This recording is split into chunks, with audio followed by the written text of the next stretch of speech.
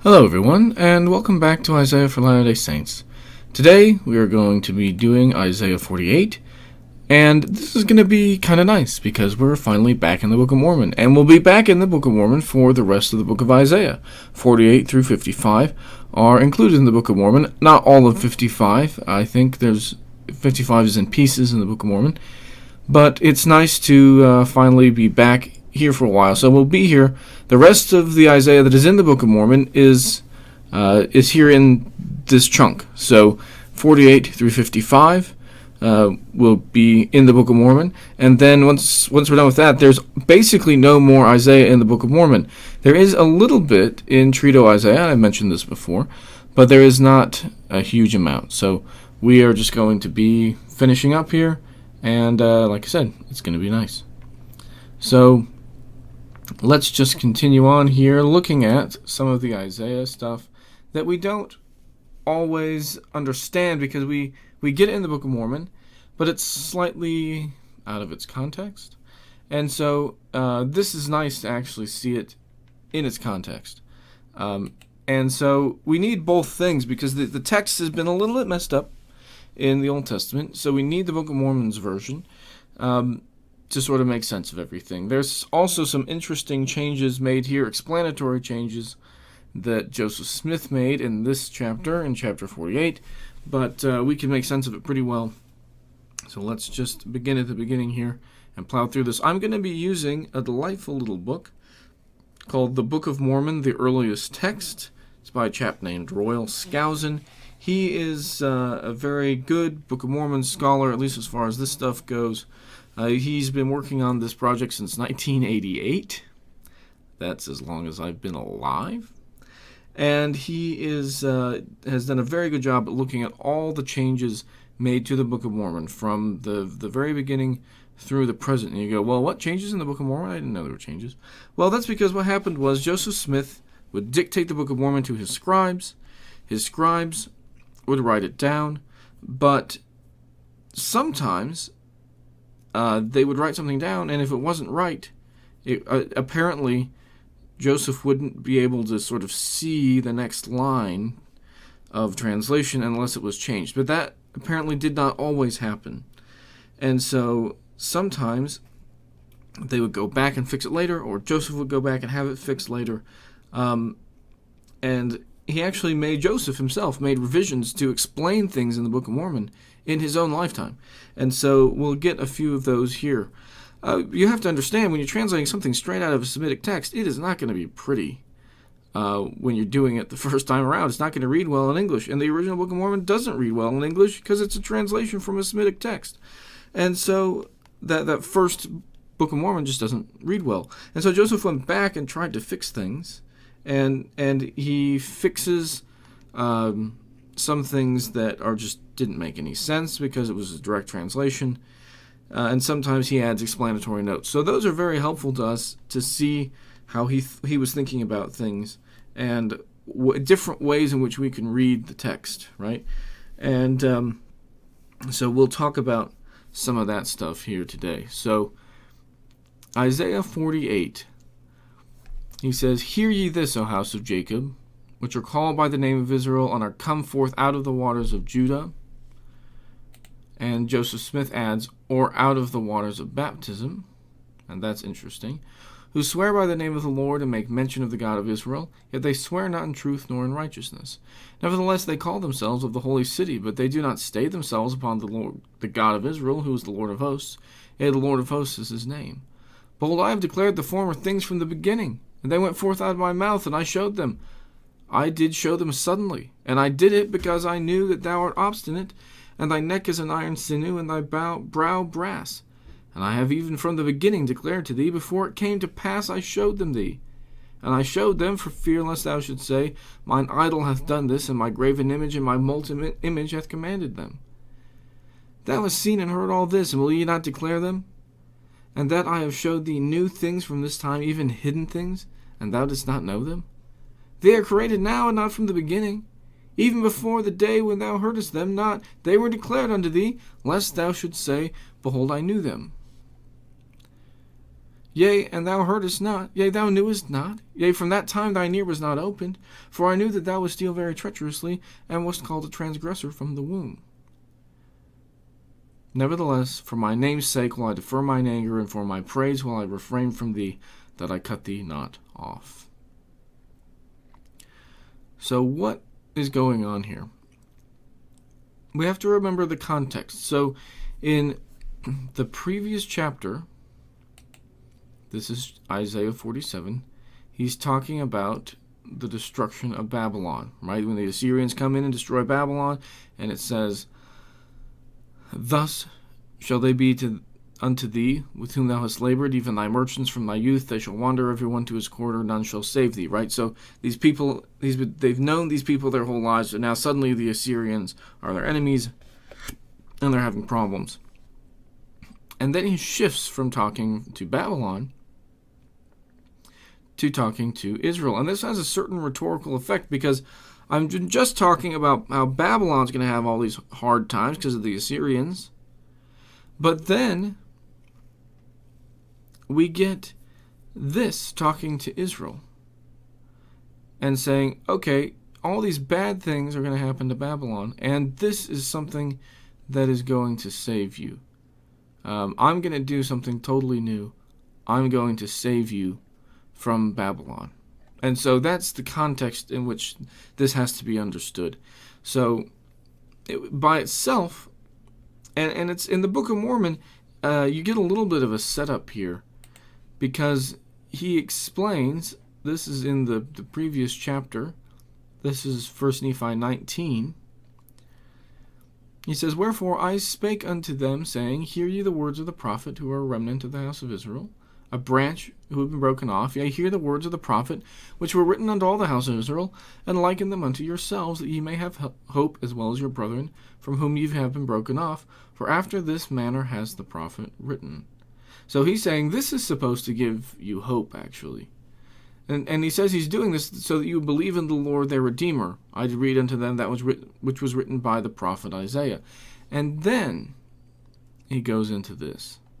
And that, to me, is interesting and I think important, because Nephi here is reading both Isaiah 48 and 49 to sort of drive this home to people.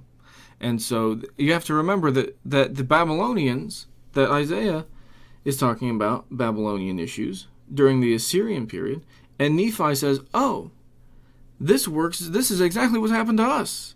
And so he applies it to his own time here.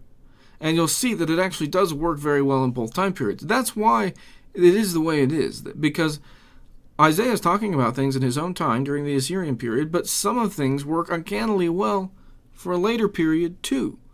And that just kind of happens sometimes. I was just reading some stuff in Thucydides the other day, and it is actually pronounced Thucydides. You throw that around at parties to impress your friends. I was reading in Thucydides the other day, and what he was saying, he was describing a modern election, a modern presidential election, like down to small, little disturbing details. He wasn't.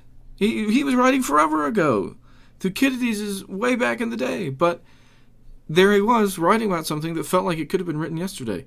And I could have lifted that stuff out of its original context and just put it up on Facebook as a comment about the modern political system, and nobody would have batted an eye. Everybody would have just thought that I'd written it today. And that's sometimes how this goes. This stuff from Isaiah's time works so well during Nephi's time that he picks it up and says, listen, guys, this is not just talking about this stuff from Isaiah's time. This is talking about us too. And so let's go through this and talk about this. So, he says, hearken and hear this, O house of Jacob. We say hearken and hear. We have to actually look at hearken in the Hebrew here. And this is one instance where it's actually hard to know what's happened to the text here. In Isaiah, this is just, hear ye this, O house of Jacob. Whereas in the Book of Mormon, it's hearken and hear this, O house of Jacob. This could be that there were originally two words here. It could also be that hearken and hear is a good is just the way that this is being translated. The word in Hebrew that's actually a pretty decent translation of this word, hearken and hear. It's not just like listen, it's like pay attention, like heed this. So hearken and hear is actually a decent translation of that, although once again there may have been another word here. Usually, and we've talked about this before, but often there are not differences in the Hebrew text of the Book of Mormon, unless I'm pretty sure, unless there was some difference in the base text too. So there may have been an extra word here on the brass plates. We just do not have the manuscript evidence for that. But hearken and hear this is not just listen up, it's you need to internalize this.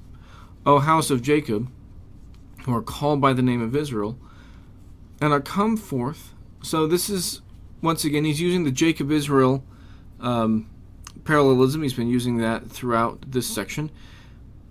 And he wants all of the house of Jacob, all the house of Israel, to listen. As you are called by the name of Israel, once again, he's drawing out the idea of naming. And then he says they are come forth out of the waters of Judah. And then it says, or out of the waters of baptism. Now, the original manuscript of the Book of Mormon does not say out of the waters of baptism. It just says out of the waters of Judah. Joseph Smith later adds out of the waters of baptism. Now, why is that? I think this is simply an explanatory note here. It's probably originally out of the waters of Judah. Fine, great. But the idea of the waters of Judah here, a lot of people translate this out of the loins of Judah, or out of the bowels of Judah, or out of the womb of Judah, something like that, because there seems to be a sense in a lot of different passages of the Old Testament, when it's the waters of something, they're literally talking about reproduction. And so, if it's out of the waters of Judah, well, then you go, well, what does that mean? And he gives an interpretation out of the waters of baptism, which actually is an interesting interpretation that makes some sense of this a little bit. It's probably talking about literally those who are the descendants of Judah, right? That makes perfect sense. They've come forth out of the loins of Judah, you could say, right? That's great. But Joseph is not thinking about the original sort of birth of these people coming forth out of the loins of Judah. He's thinking of, well, you're reborn, right? When you are baptized, you're reborn.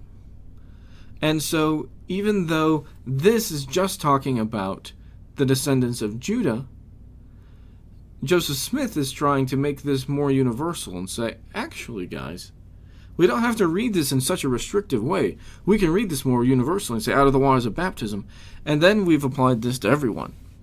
And baptism is sort of a rebirth, right? We get that imagery in Romans, the idea of dying and being reborn. So this being out of the waters of Judah or out of the waters of baptism is just fine.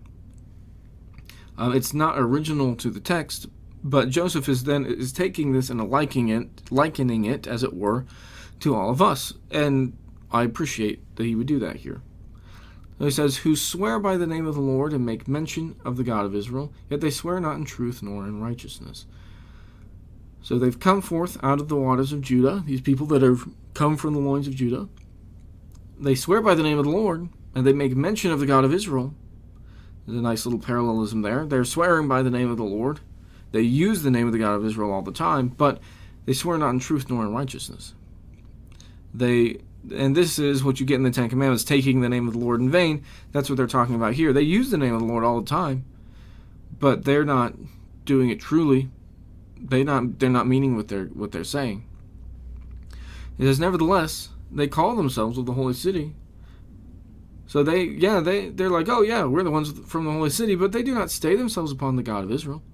They say, oh yeah, we're from the holy city, but we don't really care about the God of Israel, right? It's this sort of absurdity of, yeah, we care enough about him to live here, but we don't really care about him.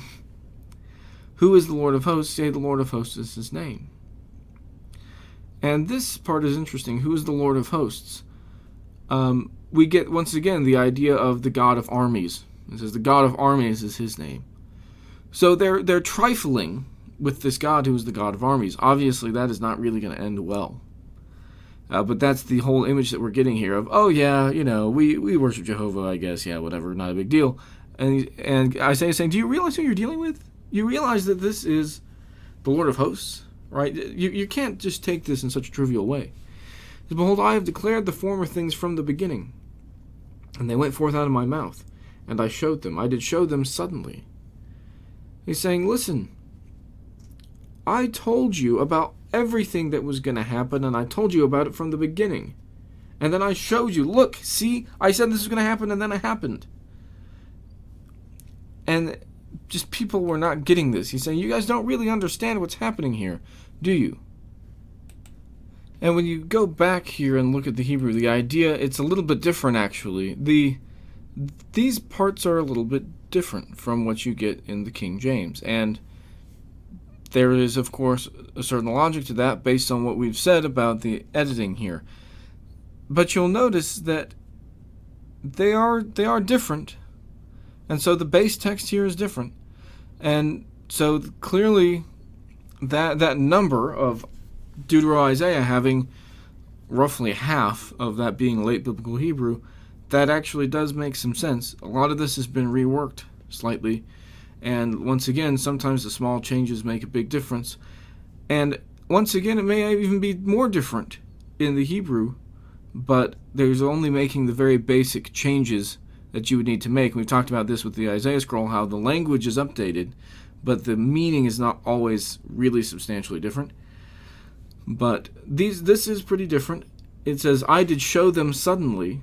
Verse 3, behold, I've declared the former things from the beginning, and they went forth out of my mouth, and I showed them. I did show them suddenly. That's the Book of Mormon's version. In the King James it says, I've declared the former things from the beginning, and they went forth out of my mouth, and I showed them. I did them suddenly, and they came to pass. But I think I did show them suddenly, the Book of Mormon's version. I think that works a little bit better. It says, I've said these things from the beginning, they went forth out of my mouth, and I showed them. I did show them suddenly. Right? That you're not actually having to wait forever to see these things happen. Because I've been telling you from the beginning that these things were going to happen. I said they were going to happen, and then I showed you that indeed they did happen. And then he says, I did show them suddenly, that it happened quickly and that you didn't know about it. It just suddenly these things happened. So that works pretty well. He said, and I did it because I knew that thou art obstinate, and thy neck is an iron sinew, and thy brow brass. And so when you read that in context, it makes sense. He says, I've been doing this for a long time, and I didn't wait to show you these things for a long, long time, because that actually would have been a problem for you, because you would have had to sort of take it on faith. And he's saying, you guys are obstinate. You guys are stubborn. Your neck's an iron sinew and your brow's brass. You guys are too stubborn to wait on this stuff. So I tell you what's going to happen, and then boom, it happens. It goes out of my mouth, and then I show you, see, it's going to happen, and then boom, it happens. So that you can see soon and quickly, yeah, I'm going to tell you what happened, and then it's going to happen. Now, of course, he doesn't always do that. Sometimes things do take some time.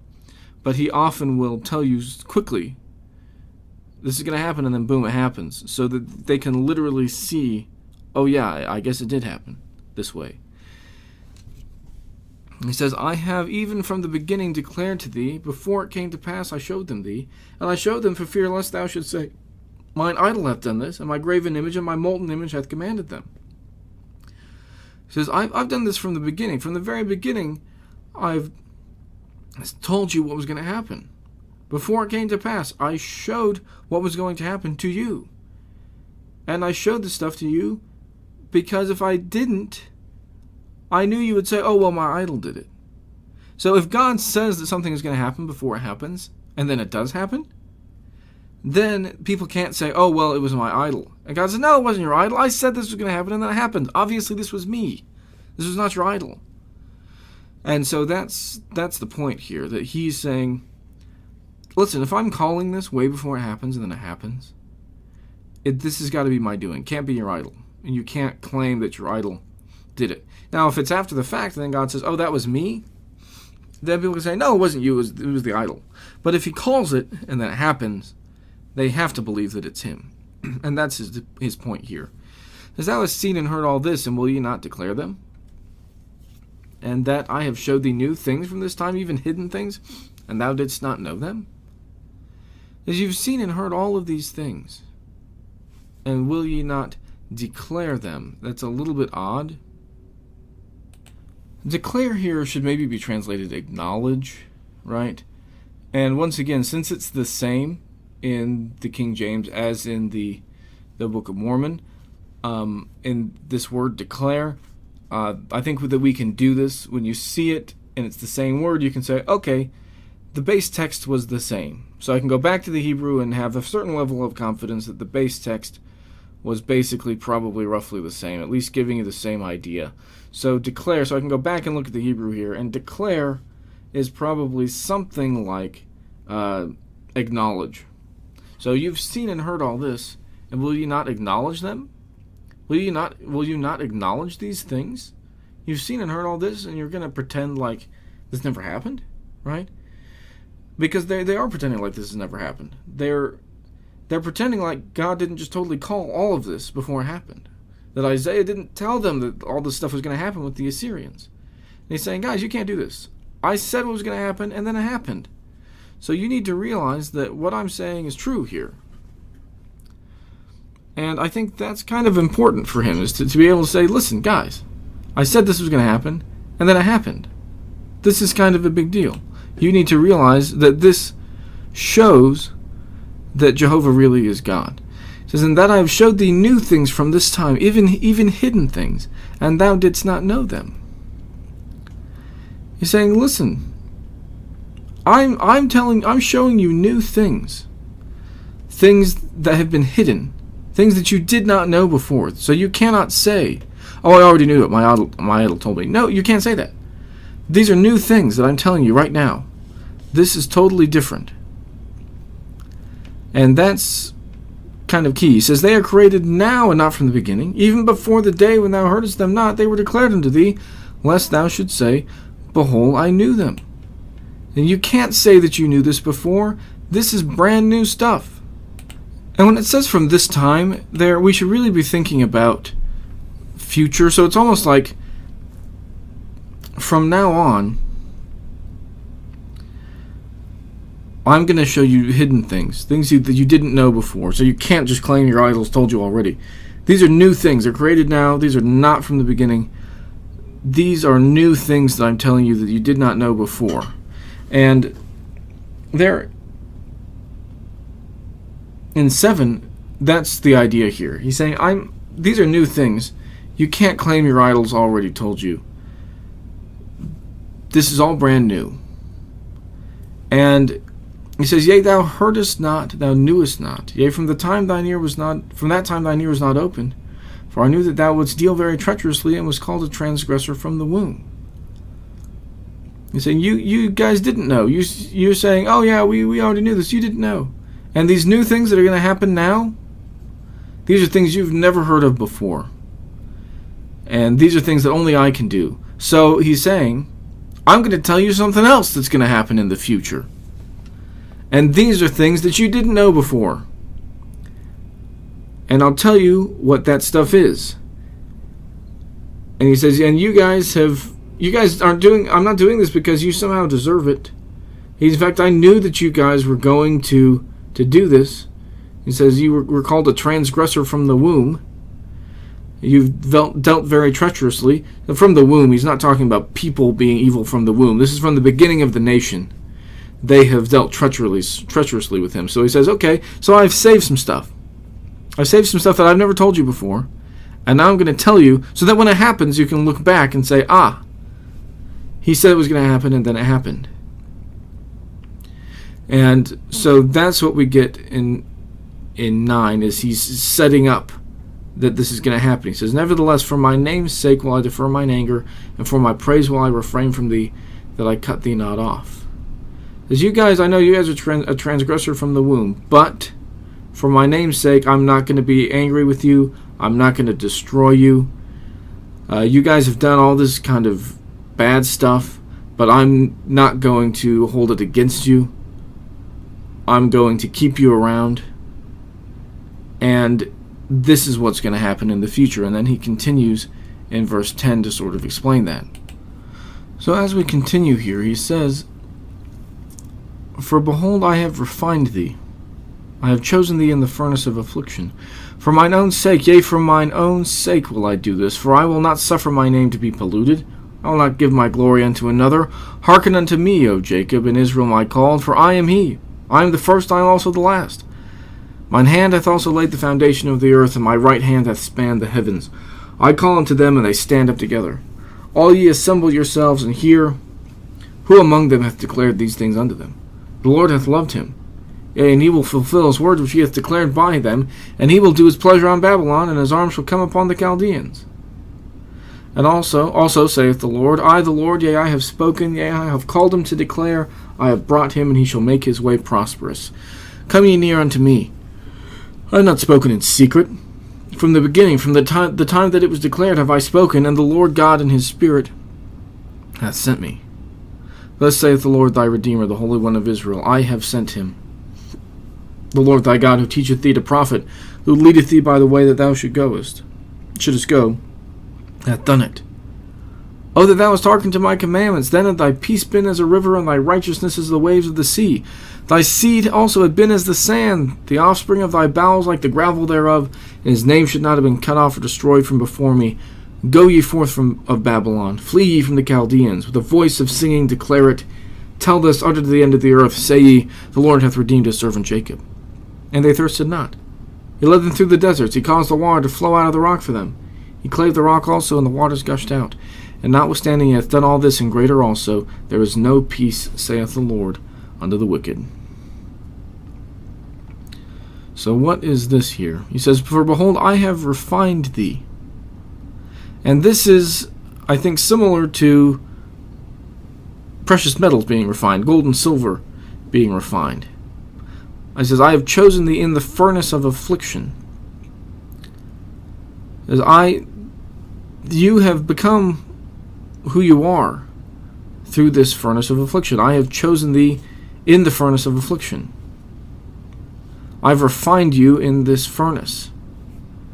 And that's sort of a beautiful but painful image of them not only back in the day going through the wilderness of the Sinai, a furnace-like state if there ever was one, and in fact there's probably furnace imagery in the Exodus account when you look at the way that Jehovah is described in the Mount of Sinai and you look at ancient metallurgy, there's actually connections there. So this could be talking about the Sinai, furnace of affliction. But he could also be talking about what they've just been through. He says, I've refined you. I've chosen you in the furnace of affliction. Or maybe you've been chosen for you the furnace of affliction. That I've refined you through these horrible things that have happened to you. From way back in the day, all the problems in Egypt and then the Exodus, but also the recent problems with the Assyrians. But for mine own sake, yea, for my own sake will I do this. I'm doing these things for me. This is not because of Ashur. This is not me losing to Ashur. I'm doing this myself for my own sake. I will not suffer my name to be polluted, and I will not give my glory unto another. I'm keeping you around for my own sake. I'm not going to give my glory to another and have somebody else, have other people say, oh, well, the Israelites got totally wiped out because Jehovah just couldn't deal. Jehovah lost. He says, we're not going to do that. I'm not going to suffer my name to be polluted by people thinking that. I'm going to keep you around for my own reasons. And he says that way back in the Exodus too. When he says, and actually it's the reverse in the Exodus. God says, listen, Moses, these guys I just can't deal with them. I'm going to wipe them out. And Moses says, well, if you wipe them out, I guess you go ahead. But people are going to think that you're kind of a worthless deity if you do that. And Jehovah says, yeah, you're right. And of course, I doubt very much that Jehovah's really thinking about wiping them out and has to have Moses talk him out of it. But I think this is Moses saying, yeah, okay, I'll take care of him. I think that's the underlying element of that scene, is God saying, listen, I'm just going to wipe him out. I don't think he's completely serious. But then Moses says, no, don't wipe him out. The other people will make fun of you and say you're a worthless deity if you do that, right? There's almost this like comic banter between Moses and the deity. And but then Moses knows he's signed up at that point. But here it's the reverse, right? Instead of Moses, God saying, I'm going to wipe him out, Moses saying, well, then you'll get a bad name. He's bringing up that argument again, but this time it's coming from him and saying, I know I'm going to get a bad name if I wipe you guys out. So I'm not going to do that. He says, hearken unto me, O Jacob, and Israel my called, for I am he, I am the first, and I am also the last. He says, listen, Jacob, Israel, my people, I am the first, I am the last. I've been here from the beginning, I'm going to be here at the end. I'm the one that is doing all of this. He said, mine hand hath also laid the foundation of the earth. I'm the one that made the earth. My right hand hath spanned the heavens. I'm the one that stretched out the heavens. All of this is me. It always has been me. It's always going to be me. I call unto them, and they stand up together. Who? Who is them? This is a little bit confusing here, honestly. I think here we may be dealing with something that we sometimes see in the ancient Near East, and that is the idea that the stars are deities. So, we've talked about this before, but he says, my right hand hath spanned the heavens, right? I call unto them, and they stand up together. Who is he calling? He's calling to the deities that are conceived of as the stars. Right? He's talked before about how he's actually the one that made them, but now he's made them, he's called to them, and they're all standing up together. It says, all ye assemble yourselves and hear, who among them hath declared these things unto them. So, okay, all you deities that are the stars, stand up and hear. And of course, by this point, they are sort of downgraded. We've talked about this before. These are just, at this point, not considered deities, probably. But he's sort of making fun of that thing. He says, okay, if these guys are real deities, then they can answer these questions. Okay, supposed deities, stand up. Assemble yourselves together and hear, who among them hath declared these things unto them? Okay, which one of you have said to the other one that these things were going to happen before they happened? Okay, go ahead. Who's done this? Right, he's saying, well, no, of course that hasn't happened. Obviously that is never going to happen. He says, the Lord hath loved him. Who is him? Once again, he's been riffing on the same motif for a long time. We're still probably talking about Abraham. The Lord hath loved him, Abraham, and he will fulfill his word which he hath declared by them, and he will do his pleasure on Babylon, and his arm shall come upon the Chaldeans. So the Lord has loved Abraham. He's going to redeem Abraham and Jacob and his people Israel. Yea, he will fulfill his word which he hath declared by them. Now, who is them? This is probably going back to them. He's talking about the Lord hath loved him, Abraham, but he's just been also talking about Jacob and Israel. So he'll fulfill his word which he hath declared by them, the covenant that he has made with Abraham, Isaac, and Jacob. And God will do his pleasure on Babylon, and his arm shall come upon the Chaldeans. So God will fulfill that which he said to Abraham, Isaac, and Jacob, and he will do his pleasure on Babylon, and his arm shall come upon the Chaldeans. Now, what is this about? This seems a little bit odd. What does doing his pleasure on Babylon and his arm coming upon the Chaldeans have to do with him fulfilling what he said to Abraham, Isaac, and Jacob? Well, we're going to get that as we go along here. He says, also saith the Lord, I the Lord, yea, I have spoken, yea, I have called him to declare, I have brought him that he shall make his way prosperous. It says, I the Lord have called him to declare. That's a little bit odd there. But this is him talking once again about Abraham. You have to remember, he's been running with this for a while. Abraham has been called to go out and teach people. We get that in the book of Abraham. And so he says, I the Lord have spoken, I've called him to declare, to teach people. I brought him, and he shall make his way prosperous. I've brought him, he brings him out of the east to Canaan, and also at one point brings him down to Egypt, apparently, and he's having him teach, and he's going to make his way prosperous. And in that context, once again, it makes sense. Just like before, he's talking about the Gathas, and then talks about not doing things in secret. Here he's talking about Abraham going and teaching everyone, including the Egyptians, and then says, "Come ye near unto me, I have not spoken in secret." As I've not done any of these things in secret, I've had everyone be told about this. Abraham has even gone down to Egypt and told people about me. From the beginning, from the time that it was declared, have I spoken, and the Lord God in his Spirit has sent me. And so this, of course, makes sense. From the time that it was declared, I have spoken. Abraham has been saying all these things from the beginning, and the Lord God has sent Abraham to do all these things. So that is, once again, a reference to the book of Abraham. And we're seeing these references to the book of Abraham throughout here. But then as we continue, we get something interesting.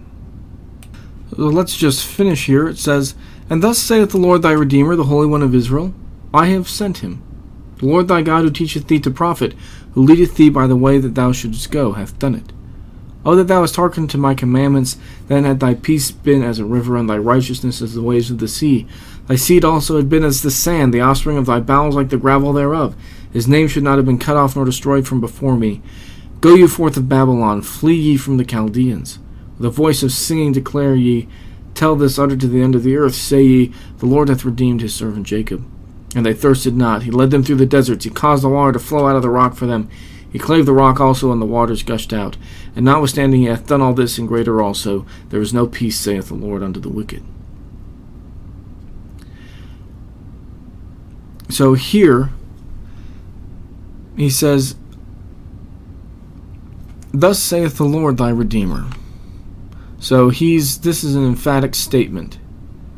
The Holy One of Israel is saying this. I have sent him, the Lord thy God, who teacheth thee to profit, who teaches you all the good things that you have to do to find success. And another way of rendering that is the one who teacheth thee to profit could also be rendered, he teaches you for your benefit, the things that will help you. Who leadeth thee by the way that thou shouldest go, hath done it. It says, the one that has told you what you need to do to be successful, who's led you by the way that you should go, I'm the one that has done all these things. And once again, the Abraham glimmers here are interesting because he's literally leading Abraham by the way that he should go, out of his old home to his new home in Canaan. Oh, that thou hast hearkened to my commandments. He says, Israel, if you had been like Abraham and listened to my commandments, your peace would have been like a river, and your righteousness would have been like the waves of the sea. And that to me is a beautiful image. Peace like a river. In other words, your righteousness and your justification would have just flowed over everything. Your righteousness would have flowed over the earth like the waves. And that's this idea of this flowing, and I think flowing everywhere. It says, thy seed had been as the sand, the offspring of thy bowels like the gravel thereof. Once again, the Abraham imagery of your seed being numberless as the sands. It says, his name should not have been cut off nor destroyed from before me. If you guys had been righteous, things would have gone very differently, in other words. But then he says, go ye forth of Babylon. Flee ye from the Chaldeans. With a voice of singing declare ye, tell this, utter to the end of the earth, say, the Lord hath redeemed his servant Jacob. And this is this beautiful image of everyone.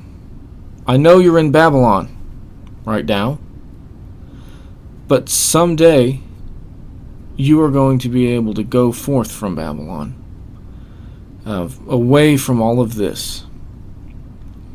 And I think that the someday maybe is very soon.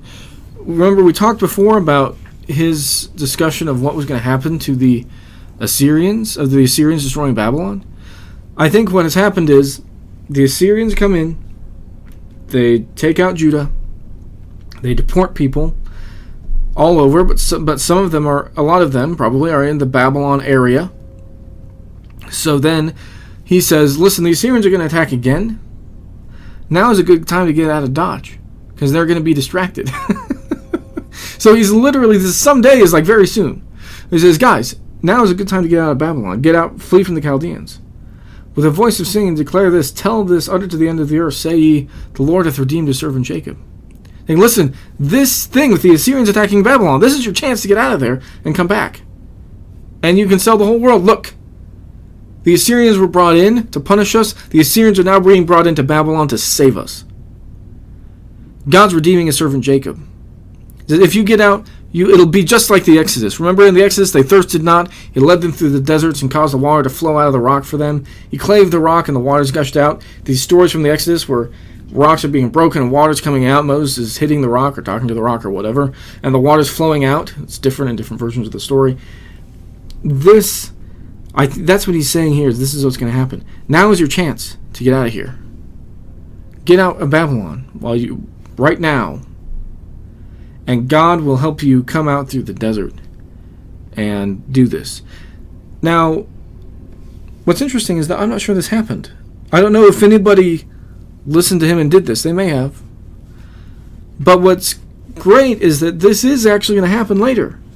Now, like I said, in its context, I think this is Isaiah in his own time telling people now is a good time to get out of Dodge, by the way. If you're going to go, now is the time to go. Like I said, I don't know if anyone does. But later, they do. We have evidence that people coming back to Jerusalem after the Babylonian captivity, after the Persians have come. You remember the story? So after the Babylonians destroyed Jerusalem, people get deported to Babylon and other places. The Persian Empire destroys Babylon and says, guys, if you guys want to go back, you can. Not that many people go, but some people do go back to Jerusalem. But it looks now from the evidence that we have that actually some Israelites, northern Israelites that were deported way back, also went back with the Judites that had been deported by the Babylonians. So some of these people will actually eventually go back from Babylon to Jerusalem. And he says, and notwithstanding he hath done all this and greater also, there is no peace, saith the Lord, unto the wicked. So he says, God has done all these things, but he's not going to help you if you're wicked. He's done all these great things in the past. He hath done all this and greater also. He's done all these great things in the past, but he's not going to help you in the present if you're wicked. But if you're righteous, he will help you, and you can get out of Babylon and come back. Like I said, I don't know if anybody takes him up on the offer at this point, but they will eventually. And so this is perfect for Nephi because he's saying, guys, someday this is going to happen. People are going to come back from Babylon. So don't be worried about this. And so that's sort of a beautiful thing that Isaiah is able to write something that Nephi can latch onto to bring hope to his brothers.